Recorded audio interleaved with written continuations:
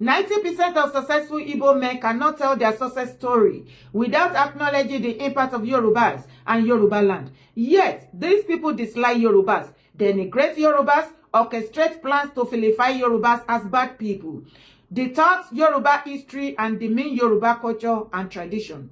Yorubas wholeheartedly took these people in as brothers and sisters, but today, the same people are the ones orchestrating how Yorubas will fall so they can shine. They forget that Yorubas are spiritual people. Ọ̀rọ̀ tó ń jáde láti ìkan lára àwọn P-Square, ó ṣáà máa ń gbọ́ P-Square. He get us, they do me, do me, do me, do me. He they do me, oh, he they... Peter, tóun àti twin brother, tó ń jà lọ́wọ́lọ́wọ́, àti Jude tó ń dàrin wọn rú. Peter tó fẹ́ Yorùbá lọ́lá tó ní ìyàwó ẹ̀ nítorí ó dà ọjọ́ orí ti ìyàwó ó ju tòun ọkọ lọ ní àwọn family ọmọ Yíbò náà ṣe sọ wípé láyé àwọn ò ní welcome ẹ̀ as their wife sínú family wọn. Òun ló kọ kíní síta wípé ní ìgbà tójú ń pọ́gún òun tóun ò jámọ́ nǹkankan ordinary TV ní Lagos State òun ò ní. As a matter of fact, twin brother òun Paul tó ń jọ ní problem sìn àti Jude brother àwọn tó ń dàrin wọn rú àwọn méjèèjì fi reverse gé lọ́dún náà lọ́n wọ́n sá padà sí Jos ní north níbi tí wọ́n ń gbé. Ó ní first show tó máa kọ́kọ́ gbà láyé òun tó máa make owó díẹ̀ Yorùbá ló kọ́kọ́ fún òun nílọrin. Ìgbà tó ń fẹ́ shoot orin òun pé gbogbo àwọn ọmọ Yíbò tó ń lówó tó ní business tó jẹ́ business tycoon. Ó ní kò sí anybody tó yá òun lówó. Òun ní di 30 million naira. Bàbá ìyàwó òun tí àwọn family tí àwọn Yíbò láwọn ò gbà wípé kò fẹ́ sìn òun ní ó kó 30 million naira lẹ̀. Ó tún wá jẹ́ kó yé ìwà tèmi further wípé 90% ọmọ Yíbò tó ń pariwo òun lówó òun fucking rich lónìí. Kò sí bó ṣe lè sell, kò sí bó ṣe lè sọ story success wọn láì mention Yorùbá àbí ilẹ̀ Yorùbá. Ó ní àwa Yorùbá a mú àwọn ọmọ Yíbò gẹ́gẹ́ bí brothers and sisters a fìfẹ́ hàn sí wọn. Ó ní ṣùgbọ́n the same ọwọ́ ìfẹ́ tá nà sí wọn tá sọ wọ́n di brothers and sisters wa àwọn ni wọ́n orchestrate bí gbogbo nǹkan ṣe máa bàjẹ́ fún ìran Yorùbá táwọn máa lè máa ṣe táwọn á máa ṣe jàgídídòdò pé Ọlọ́run ti mú wa lẹ́nu ọmọ Yíbò ló ti gbọ́. Ṣùgbọ́n àlàyé mi yàn ní tí ìyẹ́ lọ títí. Ó ní láti gbọ́ fídíò yìí tẹ̀lé mi kó wá wò kó gbọ́ nǹkan tó wà. And you are still going to Yoruba churches. By now, you are still a member of Mountain of Fire, Winners, Deeper Life. What name them? You are an Igbo and you are still a member of a Yoruba church. I lay generational curse on you and your generations. It shall not be well with you and your family. You are an Igbo and you are still co-joining yourself to Yoruba churches upon what is happening in Nigeria. An Igbo sensible man and woman, an Igbo sensible person, you are still worshiping under the umbrella of Yoruba man's church. I lay generational curses on you. It shall never be well with you, your family, your generations. Yes. Because the more you guys go away, the better for us. Because you guys are leeches. You guys are leeches. You are everywhere, constituting nuisance, propagating nonsense. And every Yoruba child will never grow old. Yes, unapologetic about it. Every Yoruba child will never grow old. I don't wish you to get old. You die as a youth. If I begin to talk about patterns and structures of tribes or people, one of the worst people are Igbos. When I say worse, many of them, you know, Yoruba people, they respect their king.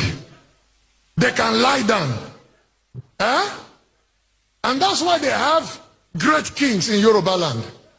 You go to Edo State, you see Oba of Benin. You go to the north, you hear about Sultan of Sokoto. But in Igbo land, you don't have any such, no revered king in Igbo land as a whole. No revered king that if you come out to say, hey, this, and it will be that. No, if he says, you will see a billionaire that will challenge him. You know, majority of the Igbo people believe in their money. When the Igbo talk, I say, Keyona, Kego ne Kongwe, Ojego.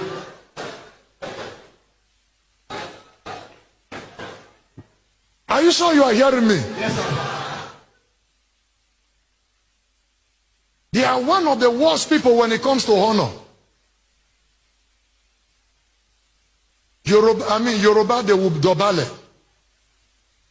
Hausa, when they see their king, they will lie down. They see someone greater, they will lie down, Rankadede, and all of that. Igbo. Hold on, you didn't hear the name SUV, Okwote Keneze. You know the meaning of Okwote Keneze? That means the one that stands to greet the king. That means if they go there, they will shake the king. You see people like Obasanjo president, when they go to Oni of Ife. Have you seen the video where Obasanjo prostrated? And Obasanjo is senior to Oni of Ife by age. But Obasanjo knows that you cannot fight an institution. It's not just Oni sitting on that throne, it's deity sitting on that throne. Yes, sir. Yeah, Yorùbá ronú o. Ẹ jẹ́ ká ronú. Wọ́n ní Yorùbá sọ́ra wọn di bọ́ọ̀lù fáráyé gbá. Bọ́ bá gbá wọn sókè, wọ́n tún gbá wọn sísàlẹ̀. Àbẹ́yẹ ẹ̀ ráyé wa báyìí. Èmi ò ní sinmi, mi ò ní rẹ̀wẹ̀sì. Ọ̀ǹtí tí ìran kóòtù ajíire ilẹ̀ Yorùbá tàbá gòkè àgbà. Gbogbo ìdẹ̀tí àánú, gbogbo rádaràda, rọ́bìṣì tí wọ́n fi ń lọ wáyé. Tí gbogbo wa tají, ta dúró bó ṣe yẹ ká ṣe dúró. Then I will rest. Ẹ máa gbọ́ ọ̀rọ̀ burúkú lẹ́nu àwọn ọmọ Yíbò. The hatred is damn too much. Peter Pisco ọmọ Yíbò confirm. Òun ló ń sọ síta. The kind of hatred tí ọmọ Yíbò tí wọ́n ní sí àwa Yorùbá ó ti pọ̀ jù. Tó bá wá sọ wípé irọ́ ni nǹkan tó sọ tí mo kà nísìn. Jọ èyí tó fi ti ara ìgbọ́ yìí nǹkan. Ìwọ tó jọmọ ògidì ọmọ kóòtù ajíire ilẹ̀ Yorùbá, wọ́n bú ìyá ẹ̀, wọ́n bú bàbá ẹ̀, olóòtí ìkú, wọ́n ti kú ó ti kú hàn tí ìsìn ẹni. Ìwọ tó jọmọ Yorùbá ojúlówó, bóyá o fẹ́ wọn lọ́kọ, àbò fẹ́ wọn láya, àbáwọn ni best business partner ẹ̀, àbẹ́ ẹjọ́ jẹ́ best friend, àbẹ́ ẹjọ́ jẹ́ colleagues. Mi ò ní kẹ́ má ṣe bẹ́ ṣe ń ṣe, ṣùgbọ́n jẹ́ ká face reality. For once in your life, face reality. Bá mi bèrè lọ́wọ́ business partner tó jẹ́ Yíbò, bá mi bèrè lọ́wọ́ ìyàwó ẹ̀ tó fẹ́ tó jẹ́ Yíbò, bá mi bèrè lọ́wọ́ ọkọ ẹ̀ tó jẹ́ Yíbò, bá mi bèrè lọ́wọ́ neighbor àbí best friend ẹ̀ tó jẹ́ Yíbò wípé kí ni Yorùbá gan rà nígbà àwọn tá a sanwó, kí ni ẹ̀ṣẹ̀ tó le tó báyìí, kí logun tó le tó báyìí wípé wọ́n jọ force wa forcefully láti máa pè wá ní wọ́n Nàìjíríà. Ṣé àwa ni northerner tí wọ́n bá yé Nàìjíríà jẹ́? Kí ló dé? Ọ̀rọ̀ eléyìí ó ti kúrò lórí wípé ayé ìgbà Biafra war bàbá létà wó lọ́wọ́ ó wá mú idea kan sílẹ̀ ẹ̀kẹ́ là kúrò lẹ́kọ̀ọ́ ẹ̀kọ́ òkọlà irọ́ ni gbogbo rubbish na nonsense yẹn wọ́n kàn wá orúkọ tó fẹ́ sọ ajá láti pè ní dìgbòlugi láti lè rí panikan pa without justice. Èmi ti ṣe findings dáadáa kúlẹ̀kúlẹ̀ lórí ọ̀rọ̀ Biafra war ọdún náà lọ. Ẹ má mà já tútùkùtù. Ojúkú gan tá ń pariwo pé bàbá yín tó kó yín sẹ́ tó tì yín sẹ́nu kínní. Ọ̀rọ̀ mà pọ̀ ńbẹ̀. Ibẹ̀ kọ́ ni mo torí ẹ̀ wá. Bọ̀ ẹ bá mi bèrè lọ́wọ́ wọn. Kí ló fa hatred tó báyìí? Ṣé ń gbọ́ bó ṣe ń gbé wa ṣépè? Ṣé ń gbọ́ bí wọ́n ṣe ń gbé wa ṣépè? Wípé àfi kí ìran Yorùbá kó kúrò lórí ayé, kó kúrò nínú ayé. Ẹjọ́ kí ni nǹkan tí mo máa sọ fún yín? Mo ní ó ṣe àwọn ọmọ Yíbò bẹ́ẹ̀ ni wípé everything including orúkọ Yorùbá yẹn kó má jẹ́ titi wa mọ́. Anything Yorùbá, ilẹ̀ Yorùbá, gbogbo nǹkan Yorùbá kó jẹ́ titi wọn. Àwọn àwa máa jẹ́ Yorùbá lọ. Ṣé wọ́n believe pé tán bá gba gbogbo nǹkan Yorùbá, àṣà, ìṣe, èdè, ẹwà, everything àtorúkọ yẹn Yorùbá yẹn táwọn bá wá ń jẹ ṣọ́rọ̀ èpo máa jẹ́ fún wọn bó ṣe báwa ṣe àwa ta ní nǹkan ni kò yé wọn. Hatred ti di wọ́n létí ó ti jẹ́ kó wà blind. What is this? Ẹ wo bó ṣe ń gbé ẹ̀yin ọmọ Yorùbá ṣépè. Ẹni ọmọ Yíbò tó bá lọ attend ẹni Yorùbá pastor tó ní church. Ẹni Yorùbá church tó jẹ́ wípé pastor tó wà ńbẹ̀ ọmọ Yorùbá ni. Ẹni Yorùbá church tí pastor Yorùbá bá ti ń lead tí ọmọ Yíbò bá lọ bẹ̀ ẹ wo èpè tí wọ́n gbé yín ṣẹ́ ẹ wo bó ṣe ń dárúkọ gbogbo àwọn churches tó jẹ́ wípé Yorùbá ló dominate ńbẹ̀. Ìgbà yìí tẹ́ bá lọ bẹ̀ ẹ wo èpè lẹ́nu wọn ẹ wo ọ̀rọ̀ òfò àtàdánù ẹ̀yin ọmọ Yorùbá ẹ̀dẹ̀ dákẹ́ gbogbo nǹkan lẹ máa ń dákẹ́ lé lórí mi ìríru yín rí ni débi wípé àwọn ọmọ Yíbò ganan tún sọ wípé kí ló ṣe àwa Yorùbá àìmọye fídíò lọ́wọ́ mi wípé ṣé àárí trade tó ń ti ọ̀dọ̀ àwọn ọmọ Yíbò wá ni mo ní mo kúkú rí kí la fẹ́ ṣe ìwọ̀nba tí mo ṣe lálàyé báyìí àìmọye láti mú mi lọ́tà dára ṣé nítorí kan sọ wípé ẹ kì í ṣe tribalism ni practice tribalism kì í ṣe tribal bigot kan lè má sọ wípé ẹ kì í ṣe tribal bigot òun lẹ ṣe ń ṣe bí alábòsí torí àbòsí ni mo rí tẹ̀ ń ṣe ìdí tẹ̀ ṣe lè jẹ́ kí ọmọ Yorùbá ká dúró ti àwọn ọmọ Yíbò yìí káwọn wọn ká fi àṣẹ ẹnu àṣẹ ká yí ẹnu po ká tà wọ́n láṣẹ kọ́rìn wọlẹ̀ kọ́rìn wọ́n gbó lọ́dẹ̀hùn òun ni mi ò mọ̀ the reason why tẹ́ ṣe ṣe iṣẹ́ fún àwọn ọmọ Yíbò ní upper hand ní ilẹ̀ Yorùbá is what I still don't understand why they cannot do the same thing to us in their own area. You see our life? Kò sí ọmọ Yíbò tó máa lóun wà successful lónìí láì ní history àwọn ọmọ Yorùbá àbí ilẹ̀ Yorùbá nínú yet èpè ni wọ́n fi ń san fún wa padà ṣógun láyé ni.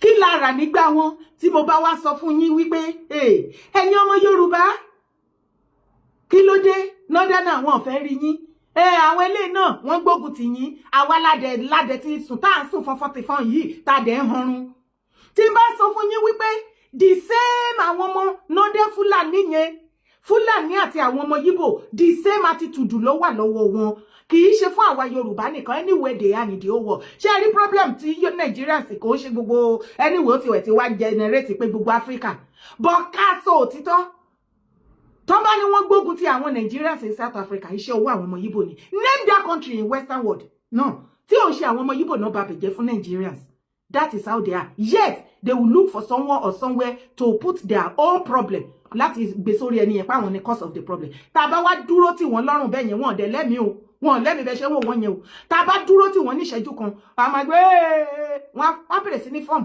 victim they are coming for us it is because we are Igbo but èyí tí wọ́n ṣe ń sìn àwọn ọmọ Igbo ẹgbẹ́ wọn rí o ní under comment section bí tó ti ṣe fídíò yìí tó bá rí bí wọ́n ṣe ń gbé Yorùbá ṣépè yìí lọ wo comment wọn bẹ̀ all of them love it they like it even Yorùbá tó wà ń bẹ̀ gan lè comment kò lè sọ̀rọ̀ ẹ wáyé wa ṣé ibi tí Yorùbá ti wáyé yẹ tàti dìdìrìn tàti ń datọ́ lẹ́nu àbòsí ibi tábòsí bá wa dé lélẹ̀ don't worry ojú wa máa tó bó ó ti mọ̀ pé ibẹ̀ ni kọ́kọ́ là ń lọ ó yá tẹ̀lé mi kó tó wá wọlé. Ọlọ́run ti bá yín lé àwọn alákatakítí Ọlọ́run ti lé wọn wọlé they are looking for a means to stage a comeback. ẹ má jẹ́ kán lu ọ̀rọ̀ ọmọbìnrin Wasila yìí láti fi comeback o they are planning wọ́n rí i pé ayé ti rí àwọn tán wọ́n ti cast àwọn ayé rí wọn pé àwọn eléyìí ò ní nǹkan kan tí wọ́n gbé dání ju kan wá dàyé rú lọ pẹ̀lú gbogbo ohun tí wọ́n ti ń fàbọ̀ this same group àwọn ní á pé àlejò wá bàdàn tá a pariwo ń jọ sí o àwọn náà ní ideology wọn ń lójọ tàwọn tí wọ́n kó ọmọ l'Ógbómọ̀ṣọ́ àwọn ní á dá wàhálà sílẹ̀ ní oríṣi ìlú 5 nílẹ̀ Yorùbá wọ́n rò pa wọn ti jẹ lọ kọ́lọ́hún tó gbèrú yín dìde bẹ́ẹ̀ nìyẹn sì ń bá mi sọ̀rọ̀ nìyẹn. èmi náà wá lọ sí péèjì Wasila tí ó ń jẹ́ Adéọlá tí ò kí ẹ̀ lórí TikTok mo wá lọ wò ẹ wo ohun tí mo rí. Ajé wá mi wá o mo mà ti ṣe tuntun. Bisimilahi walhamdulilayi wasalaatu wasalaamu ala rasulillah. Lórí ọ̀rọ̀ Wasila mo bẹ̀ gbogbo àwa mùsùlùmí tá a bá ti tọwọ́ bọ ọ̀rọ̀ Wasila ipe justice for Wasila ẹ̀jẹ̀ amẹnukú ń bẹ̀. Lórí fídíò tí mo post The Prince Exchange ó kọ́mẹ́ǹtì sí under fídíò tí mo post ṣùgbọ́n nínú ọ̀rọ̀ tó sọ mo fẹ́ kà kí gbogbo wa náà kájọ gbọ́. Torí nínú ọ̀rọ̀ tó sọ mo wá wò pé ọgbọ́n wà nínú ẹ̀ ṣùgbọ́n kí n tó ka ọ̀rọ̀ tó sọ Ọlọ́run Ọba Ẹlẹ́dàá wa ti sọ ọ̀rọ̀ kan nínú Suratul Hujurat Ọlọ́run Ọba Ẹlẹ́dàá wa sọ wípé ya ayu allazina amanu ẹ̀yin tẹ́ gba ẹ̀mí Ọlọ́run Ọba gbọ́ ń já àkúnfàsìkún bìnnábáyín fatabayyanu táwọn ọmọdàrú èèyàn tí wọ́n bá wá bá yín bìnnábáyín tí wọ́n gbé ọ̀rọ̀ kan wá bá yín tí wọ́n gbé ìròyìn ẹlẹ́jẹ̀ kan wá fún yín Ọlọ́run fatabayyanu ẹ ṣèwádìí dáadáa o. Nígbà tí mo rí kọ́mẹ̀ntì The Prince Exchange yìí mo wá lọ wo prófáìlì Wasila gangan fúnra rẹ̀ tó ń jẹ́ lórí TikTok Adéọlá tí ò kí ẹ̀ Allahu Akbar ṣùgbọ́n kó tó di pé mo lọ wò ẹgbọ́n tí Da Prince Exchange tó comment Da Prince Exchange sọ wípé una just make people dey talk Islam down. Most of you doesn't deserve to born to Islam religion, I swear. This old guy you are all setting camera talk anyhow for. Is she even a Muslim at all? Has she ever practiced Islam? I check her page. I see say she even go Osun Osogbo. Her page still get all these dirty emotional moments. Nothing even indicates or points her to Islam. Even her username on this so-called TikTok isn't even Wasila. It is even Adéọlá tí ò care. Means Adéọlá wey no care about anything. Leave what belong to Kesar to Kesar. She carry phone go the video scenario where her grandma, and even her mother no fit try. Let her face the consequences. Eléyìí ni nǹkan tí Da Prince Exchange tí ó comment sí abẹ́ fídíò mi. Ẹ jẹ́ ká wá wò ní tòótọ́. Nínú nǹkan tá a kàn bíbá yìí nísìn, a rí wípé ó mú ọpọlọ wá díẹ̀. Èmi náà wá lọ sí péèjì Wasila tí ó ń jẹ́ Adéọlá tí ò kí ẹ̀ lórí TikTok. Mo wá lọ wò ẹ wo ohun tí mo rí. Ajé wá mi wá o nílé ayé. Ajé wá mi wá o mo mà ti ṣe tutù. Ajé yálé mi mo ṣẹran ọ̀gẹ̀dẹ̀. N tí mo rí lórí prófáìlì Wasila tó ń jẹ́ Adéọlá tí ò kí ẹ̀ yìí, ó wá jẹ́ kí n mọ̀ yí pé òun náà ò ṣẹ̀ mọ́ bá wọn lọ ṣe. Kì í ṣe mùsùlùmí. Tàbí kó jẹ́ apá kan mùsùlùmí, apá kan oníṣẹ̀ṣe. Tí Islam dẹ̀ jẹ́ kó yé wa wípé mùnáfíkí ni irú àwọn èèyàn báyìí. Gbogbo àwa tí a ti ń sọ wípé justice for Wasila ẹ jẹ́ amẹ́nukò ń bẹ̀. Kódà tí a bá wo níbi fídíò tí wọ́n ti ń interview ẹ̀, tá a bá wo bí fídíò yẹn, a rí wípé ìjáàbù mọ́ńkele tó wọ̀ gan gbogbo abíyá rẹ̀ ló ń show. Ẹ wá lọ wo profile ẹ̀ látòkè délẹ̀, kò sí kankan tó ti ń lo ìjáàbù. Kò sí kankan tó show appearance Islam bẹ́ẹ̀. So ó ti fi hàn yí pé ó kàn fẹ́ máa fi 400,000 tí wọ́n gbà lọ́wọ́ ọkọ ẹ̀.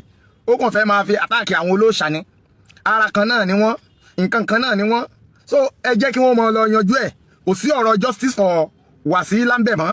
Tó bá wá mọ̀ pé òun fẹ́ di mùsùlùmí òdodo gẹ́gẹ́ bí mo ṣe wí nínú fídíò mi tó kọjá, yóò ṣẹ̀ wẹ̀ sínú ìsìláàmù, yóò ṣẹ̀ wá kọ́ kí ni wọ́n, yóò ṣẹ̀ wá kọ́ nípa ìsìláàmù gan tààrà. Ìgbà yẹn láṣẹ ìwẹ́ kọ́ mọ̀ sínú ìsìláàmù. Ṣùgbọ́n ní tó ti ń bá bọ̀ tẹ́lẹ̀, ó ti fi hàn ìtàn rí lórí prófáìlì ẹ̀ yìí, ó ti fi hàn yí pé alájọṣe ni òun àtàwọn olóòṣà tẹ́lẹ̀ o. So ọlọ́mọ fi ọ̀rọ̀ lọ́rọ̀ kó má fi gbá wa lẹ́nu o. Wassalamu alaikum wa rahmatullahi wa barakatuh. Olóòlù àti Wasila padà bẹ́yìn yọ, ó tún tú àṣírí tí ìwà àtẹ̀mí ò mọ̀. Lórí Wasila Olúwa gba ọpẹ́ wa. Lórí eégún Olóòlù Olúwa gba ìyìn. Ìwọ náà ní òun. Àbọ̀ ọ̀rọ̀ àṣírí ńlá tó tú ni. Bàbá Kéwù gba gold, ẹ kú iṣẹ́ o. Ọlọ́run á gbé yín níjà o.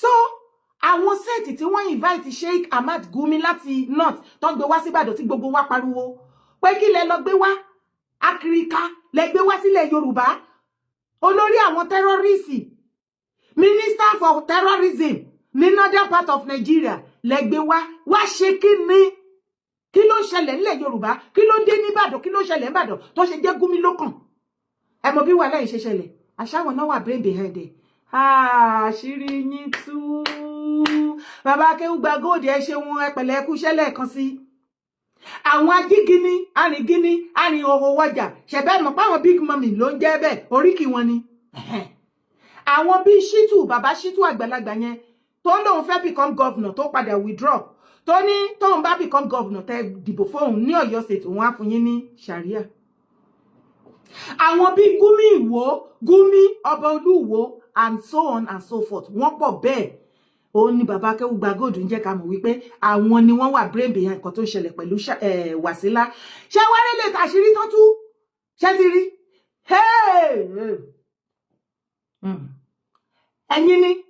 ẹ̀yin lè wà lórí nǹkan tó ṣẹlẹ̀ lórí ire mo wí o padà lọ wo àwọn fídíò tí mo ṣe ní ìgbà tí wọ́n gbé Gumi wá mo ní wíwá tó wà mo ní ẹ̀yin Ọ̀yọ́ state ẹ kú oríire o torí eku ò ní ké bí eku mọ́ ẹyẹ ò ní ké bí ẹyẹ mọ́ àbí mi ò sá mo ní tó bá yá nísìnyí wọ́n á bẹ̀rẹ̀ sí ní bẹ̀rẹ̀ ransom wọ́n á máa kidnap mo ní school wọ́n á máa kún àwọn ọmọ ní school mo wá tún wá tẹ̀síwájú mo ní wíwá Gumi tó wá mo sọ mo ní wíwá Gumi tó wá mo ní Gumi ò kàn wá lásán ó wá lóòṣì terrorist group àwọn mufti Ìwó àwọn ajígini arìn òwòjà kọ́kọ́ sí wọn àwọn fẹ́ bẹ̀rẹ̀ jihadist tí wọn nílẹ̀ Yorùbá terrorist àwọn á lè máa kidnap àwọn ọmọ school bọ́n ṣe kidnap ní north wọ́n á lè máa gba ransom tó bá wá sọ wípé irọ́ ni nǹkan tí bàbá Akéwùgbà Gold sọ́ńbì wípé wọn mọ̀ sí ọ̀rọ̀ Ọ̀yọ́ state ìgbà tí wọ́n kọ́kọ́ kó àwọn tó tọ́kọ́ kúrò tó kidnap ní Oríire local government ìgbà tó máa make demand kí náà kọ́kọ́ wí wọ́n ní governor làwọn fẹ́ bá sọ̀rọ̀ bóyá Mákindé àtàwọn wọn padà sọ̀rọ̀ àmàárín yẹn dè nílé ni ṣùgbọ́n lẹ́yìn pé fẹ́ bá governor sọ̀rọ̀ tó dẹ̀ máa mú bíìlì jáde wípé nǹkan tó máa gbà kan tó free àwọn toríire ṣó ìrántí wọ́n béèrè ṣàríà nàláì ẹjọ́ àwọn wo ló múra ṣàríà kankan nílẹ̀ Yorùbá Gumi Mufti wo Gumi Ọbọlú wo Gumi Shitu Gumi ajígínárìn owó wọjà àti gbogbo kọ́kọ̀sí wọn yẹn kí náà tún béèrè wọ́n béèrè fún ilox wọ́n béèrè fọ́pá wọ́n béèrè fún oúnjẹ wọ́n wá béèrè fún 1 billion torí wọ́n ṣẹ̀ṣẹ̀ fẹ́ establish títí wọn terrorist group tí wọ́n tó fi máa dà wá láàmú ńlẹ̀ Yorùbá tá a máa kó àwọn student bó ṣe ń jí wọn kó ní northern part wọ́n á máa fi gbowó lọ́wọ́ federal àti state so ẹ̀yin state ilẹ̀ lẹ́wà brain behind Oríire àṣírí yín tó ayé yín bàjẹ́ mo lẹ́ máa ṣẹ̀sílẹ̀ Yorùbá onílẹ̀ á fi yín ṣẹlẹ́yà gbogbo aṣọ yìí ara yín ọ̀run àbọ̀ torí pé ọ̀pọ̀lọpọ̀ mùsùlùmí tọrọ pé èèyàn ní ẹ̀yin Gúmí Ìwó Ọbọlúwo àti gbogbo yín wọn ò mọ̀ wípé fẹ́ wá dáná sun ilẹ̀ Yorùbá ni ṣẹ́ráyé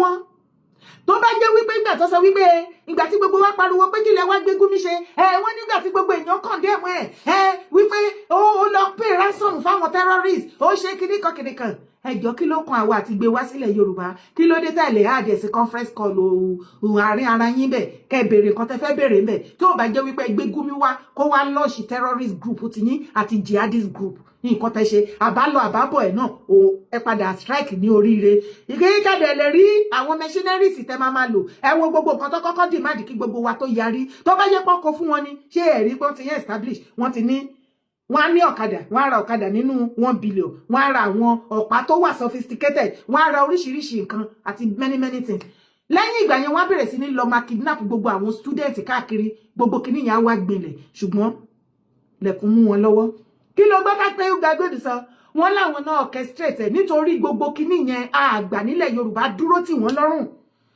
àti ṣẹ́gun wọ́n wá sá sẹ́yìn ọ̀rọ̀ Wàsílà wọ́n tún wá rí bẹ́ẹ̀ ni opportunity pé ọ̀rọ̀ Wàsílà ti yọjú ẹgbẹ́ àlọ́ an opportunity ìgbà tọ́lọ́ máa bá ti yín jẹ́ onílẹ̀ tó ti débẹ̀ ṣáájú yín ege ènìyàn onílẹ̀ mo wé ege ènìyàn lọ́rùn mi mo tó fún rẹ onílẹ̀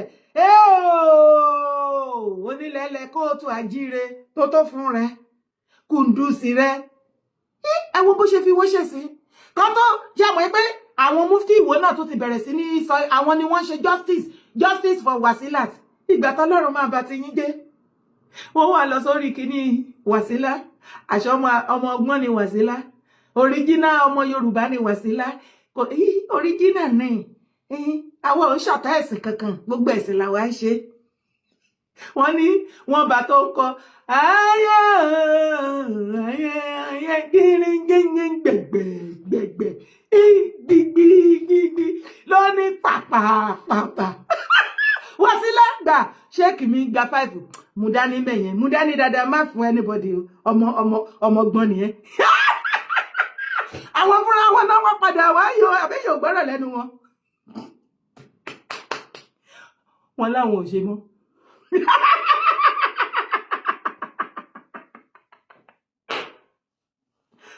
wọ́n láwọn ò ṣe justice for Wàsílà mọ́ ipe bí Wàsílà ṣe nẹsẹ̀ kan sí ìṣẹ̀ṣe ló wẹ̀sẹ̀ kan sí inú mùsùlùmí as a matter of ìṣẹ̀ṣe gbóná jẹunjẹun ọwọ́ àwọn pé kìnní tó dàbọ̀rùn gan wọ́n ń wa bíyẹ̀ lẹ́yìn ẹ̀yìn alábòsí ẹ kọ́ sí dànù àṣírí yín ti tú ọ̀ọ́bì alẹ́ lè rí ibi sá sí a ti sọ fún yín ẹ máa lọ sí Iran kẹ́ lọ gbébẹ̀ ẹ máa lọ Saudi ẹ máa lọ north bí ní tòsí ọ̀dọ̀ yín ẹ rí bí kankan lọ ibẹ̀ ni kankan là ń lọ tẹ̀lé. Treatment team of State Specialist Hospital Akure and the patients here at the facility. We want to sincerely appreciate your good picture. Yeye Dara Omoluabi in a family foundation in Germany for your thoughtfulness, for being good to the citizens of the state. For you not to have forgotten your people here in Nigeria, for you to have this good mind and a kind of, let me put it that way, a kind of good mind towards your people here in Nigeria, for you to stretch forth your hand by assisting those people in need, we want to sincerely appreciate you. We pray that you not be stranded in the journey of life there in Germany. Bẹ́ẹ̀ kérò kò délé nígbà tó jẹ́ pé Yorùbá something jẹ́ ká tún yìí sí Yorùbá. A dúpẹ́ lọ́wọ́ yín gidigidi o. Ìpínlẹ̀ Ondo dúpẹ́ lọ́wọ́ yín. Àwọn tó wà ní bíbá tí wọ́n ṣiṣẹ́ ní State Specialist Hospital Àkúrẹ́ wọ́n dúpẹ́ lọ́wọ́ yín gan-an ni o. Pé bẹ́ẹ̀ ṣe lọ pé kì í ṣe bẹ́ẹ̀ lẹ́ ṣe máa bọ̀ pé ẹ kéré oko délé o. Tẹ bá lọ́kọ tẹ fi sílẹ̀ síbi tẹ fi ìyàwó lẹ̀ sí ẹ̀ ní gbá burú nípa wọn. Ẹ̀yin tẹ̀ dẹ̀ wà lọ́run náà wọn ò ní gbòkú yín ránṣẹ́ sílé o. Bẹ́ẹ̀ ṣe lọ láyọ̀ ẹ̀ bọ̀ láyọ̀ o. Ọwọ́ ẹ̀ mà ní kó sí pàkútẹ́ àwọn ìjọba ìlú òyìnbó o. Ẹ̀ mà ní ṣẹ̀wọ̀n lọ́hùn o. Ẹ̀ ní ṣẹ̀wọ̀n o. Gbogbo nǹkan tẹ̀ ti ní dáradára ní Nàìjíríà á tún máa gbèrú sí o. Ọlọ́run á máa gbọ́ àdúrà yín, á máa gbọ́ ẹ̀bẹ̀ yín. Bẹ́ẹ̀ ṣe ṣàánú fáwọn èèyàn, Ọlọ́run nínú àánú rẹ̀ á ṣàánú fún yín. Gbogbo nǹkan tẹ́ bá ń fà kàn dáníyàn sí, Ọlọ́run á ṣe fún yín pẹ̀lú ìrọ̀rùn o. Ẹ ṣé gan ni a dúpẹ́ gidi o. Ẹ ṣé. Ẹ ṣé náà a dúpẹ́ gidigidi náà fáwọn tíìmù náà tẹ́ rán sí wa. Wọ́n ṣe ojú yín, wọ́n dẹ̀ tún ṣe pé ẹ̀sìn bíbà yìí. Bẹ́ẹ̀ ṣe trust wọn tẹ́ ṣe gbogbo bẹ́ẹ̀ ṣe rán wọn náà ni wọ́n ṣe jíṣẹ́ fún wa. So inú wa dùn gidigidi, wọ́n wá jẹ́ kí iṣẹ́ yẹn náà kó rọrùn fún wa náà àti ṣe. A dúpẹ́ lọ́wọ́ wọn náà o. Pé àwọn náà pé wọn ò ní dààmú o, wọn ò ní wà ní ipò ìdòbólẹ̀ o, wọn ò ní dáwọ́ fún wọn fún wọn tún jẹun o, ilé wọn á rójú o, ọ̀nà wọn náà á ráyè o.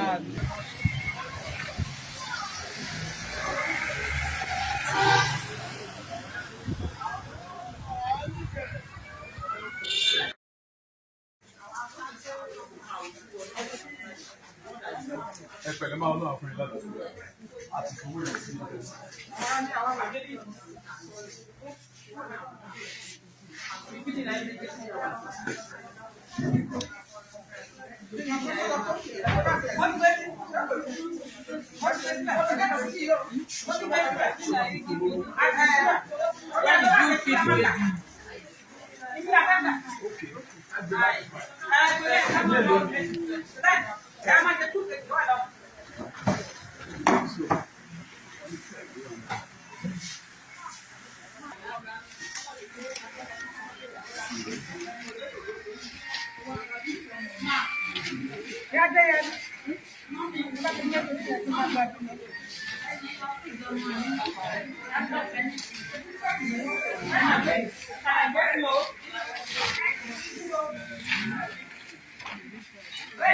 Last bed yẹn.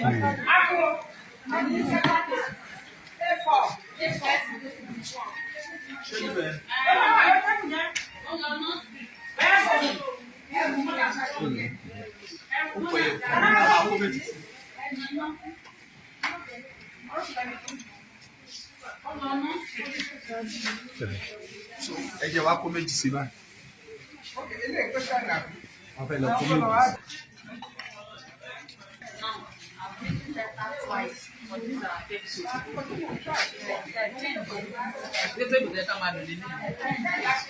Ẹ wò sá, ṣé tẹ́lẹ̀ bẹ́ẹ̀ ká máa dùn nílé?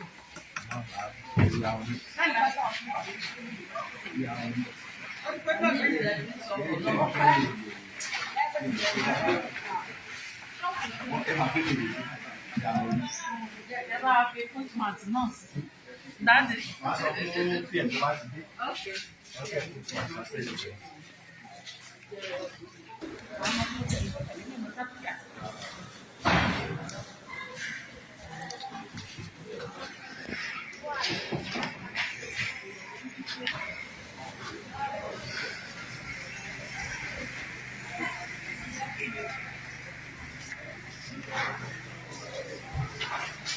Yes.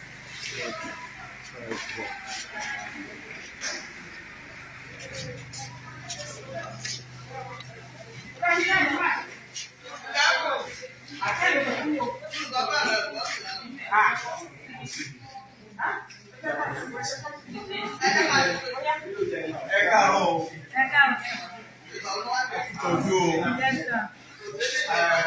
wọ́n wá sí láti ìlú Germany. Yèyé dára ọmọlúwàbí foundation family láti ìlú Germany. òun láti ká fún yín ní kékeré kan tábàdẹ̀ tó fún un ní iye owó tó bá wà nílẹ̀ ẹ̀ka wọn á fi confam bóyá òótọ́ ni bóyá àforí àbí àfijíṣẹ́ torí àwọn kan wà máa ń níṣẹ́ tó ọ̀ ní jíṣẹ́ yẹn mílò wà ń bẹ̀ mílì wà ń bẹ̀ 5 alive wà ń bẹ̀ owó tó wà ń bẹ̀ so èyí tí ò bá ti pé ẹ sọ síta fún wa kí wọ́n bá lè gbọ́ pé òun ṣe o so afẹ́.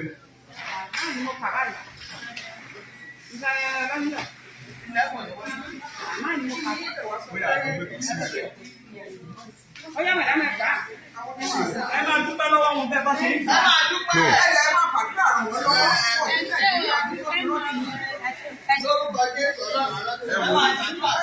Ẹ ka owó yẹn ṣówó yẹn pé 5,000.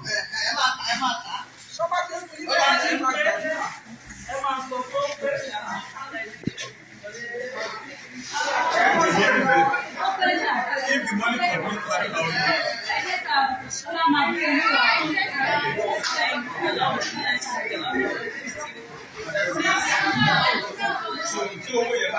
Ọmọlúwàbí family orí lóye o, orí lóye ọmọ ọba orí lóye o. Bẹ́ẹ̀ ni o, gbogbo ọmọ kóòtù ajíire ọmọ ìran Yorùbá nílé lóko lẹ́yìn odi lọ́lọ́kan òjọ̀kan la máa ń ṣe àwọn iṣẹ́ kéékèèké project kéékèèké tí ó pa wá lára láti jẹ́ kí àwọn èèyàn wa kí wọ́n mọ̀ wípé yes kò ń ṣe wípé a kàn ń rojọ́ nìkan. We truly and genuinely love our people and our land, and we are ready to make it greater. Bẹ́ẹ̀ni, ẹni Ọlọ́run bá bùn, ẹ jẹ́ ká jọ fọwọ́sowọ́pọ̀ ká nawọ́ sí wọn bẹ́ẹ̀. Bẹ́ẹ̀ni, má sọ wípé irọ́ ni àbí pé kíní kan ìwọ̀nba tí a tún lè ṣe tí ó pa wá lára nínú Yèyé Dára Ọmọlúàbí Family Foundation òun náà lè rí tí a ṣe. Ọ̀pọ̀lọpọ̀ àwọn nǹkan ni a máa ń ṣe, ṣùgbọ́n àwọn mẹ́mbà wọn máa ń sọ pé kí n má mú ọ̀pọ̀lọpọ̀ fídíò jáde tí wọ́n bá fún mi ní àyè láti gbé jáde òun lè máa rí mi tí mo mú jáde. Lẹ́nu ọjọ́ mẹ́ta la tún wò wípé ọ̀nà wo la tún lè dá sí ní ilẹ̀ kóòtù ajíire ilẹ̀ Yorùbá. Èyí ni a fi oríkorí wípé òkè Ondo State nílùú Àkúrẹ́ ó yá adẹ̀tí lọ àti bọ̀ àlọ àbọ̀ àbọ̀mọ̀jẹ́ ìwọ̀nba nǹkan tí agbára wa gbé láti fi support àwọn èèyàn wa tí wọ́n ń béèrè fún àlàáfíà ní ilé ìwòsàn òun náà ni a lọ ṣe yẹn.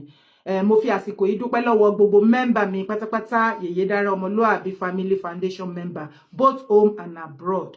Mo dúpẹ́ lọ́wọ́ yín gbogbo àpò tí gbogbo wa kówó sí tí a fi ń ṣe àwọn nǹkan kéékèèké àpò náà ní gbẹ fún nǹkan rí. Mo dúpẹ́ lọ́wọ́ gbogbo yín pátápátá. I'm super proud of every one of you. Ọmọ Yorùbá ìwọ̀nba tí a tún ṣe nísìnyí náà ni bàbá tún ṣe mí a tún gbé jáde. Mo dúpẹ́ ní ọwọ́ màmá mi tí wọ́n ṣe àdúrà fún wa. Mo dẹ̀ dúpẹ́ lọ́wọ́ crew tí a gbé iṣẹ́ yẹn fún ní ìlú Àkúrẹ́ tí wọ́n sì bá wa ṣiṣẹ́ yẹn bó ṣe tọ́ àti bó ṣe yẹ àti bí ó ṣe wù wá wípé kí wọ́n ṣe é. A dúpẹ́ lọ́wọ́ yín, ẹ ṣé gan ni. Ọlọ́run á gbé wa níjà o, ilẹ̀ Yorùbá á gòkè àgbà lágbára lọ́wọ́ Ọlọ́run. Gbogbo àwọn èèyàn wa tó dẹ̀ wà ń bẹ̀, ẹni tó lọ bímọ á bímọ láyọ̀ àtàlàáfíà, gbogbo ẹni tó ń dúró fún àlàáfíà Ọlọ́run kò ní fi yín sílẹ̀ o, Ọlọ́run àfọwọ́tọ̀ yín. Bẹ́ẹ̀ ni ilẹ̀ Yorùbá ò ní wọlẹ̀ bí àrá, ìrànwọ́ ò ní parẹ́ nínú ayé. Má dúró dìgbà tó o bá ní gbogbo àgbáyé kó tó sọ wípé o fẹ́ gbé nǹkan sílẹ̀. Ìwọ̀nba nǹkan tó bá ní, learn how to share with one another. Nigeria ò rẹ́rìn, all over the world ni ò ti rẹ́rìn.